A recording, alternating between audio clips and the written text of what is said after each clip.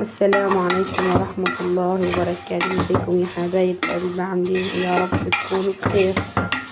النهارده كده فلفل محشي شوية رز للعيال يتعشوا بيهم. عمالين نفكر نعمل ايه عشاء. لقيت كوبايتين رز، يعني على نص كوباية شعرية كده، قلت نعملهم على طبق سلطة صغير، والحمد لله نعمة كبيرة من عند ربنا. بحمر الشعرية كده وهغسل الرز وهنزل عليه. اي حاجة كده نحمد عليها ربنا وكلها نعمة من عند ربنا. والله كان فايضين عندي كوبايتين رز ونص كوباية شعرية، فقلت اعمل لهم كده على طبق سلطة حلو ويتعشى بهم ورضا الحمد لله. حبايب قلبي كده غسلت الرز، كوبايتين رز كده غسلتهم، اخر كوبايتين عندي والله. خلاص الشعرية هتحمر كويس اهي كده يا حبايب قلب. الرز بيجي تمام معانا، هنزل عليها بالميه السخنه. ادي الميه السخنه بتغلي، ميه ساخنه، تبقى ساخنه حلوه كده عشان ما تاخدش معاكم وقت. بسم الله الرحمن الرحيم. اللهم صل على النبي، اللهم صل على النبي. مش لازم تقيسي يعني، ولا بمعلقه ولا بالنظريه كده، سيبيها على الله، سيبيها على الله، تبقى الحاجه محكي بسم الله ما شاء الله. ايوه، مش هنعمل كل حاجه بحساسيه يعني ونقيس ونعمل لا، قول يا رب،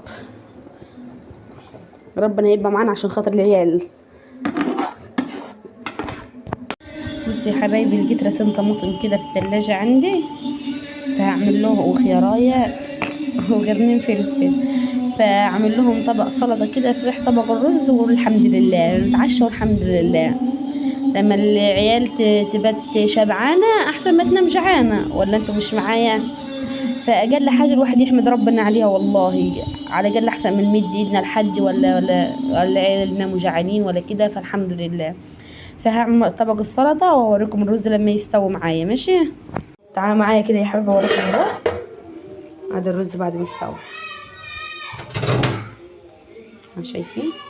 شايفين اهو. اللهم بارك. خلاص هنطفي عليه بقى طاب. تمام، هنجيب طبق زي كده، نحط فيه السلطات. طبق سلطة اهو، وهغرف لهم طبق رز والحمد لله. بصوا انا مليت الطبق معايا يعني كبير، بعد دي هحط لهم فصلة الشاي. تمام، كله هيمشي معايا، مفيش حاجة هتقول لا.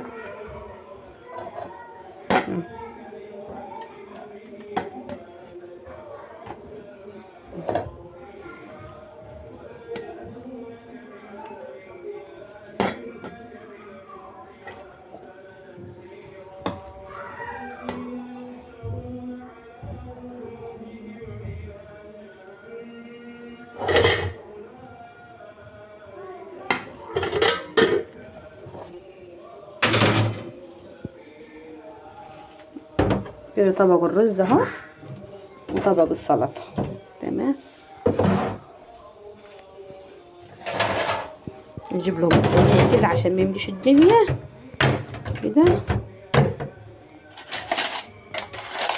أكلة بسيطة وسريعة، الحمد لله على كل حاجة. اللهم صل على النبي. والعيال تاكل وتشبع والحمد لله.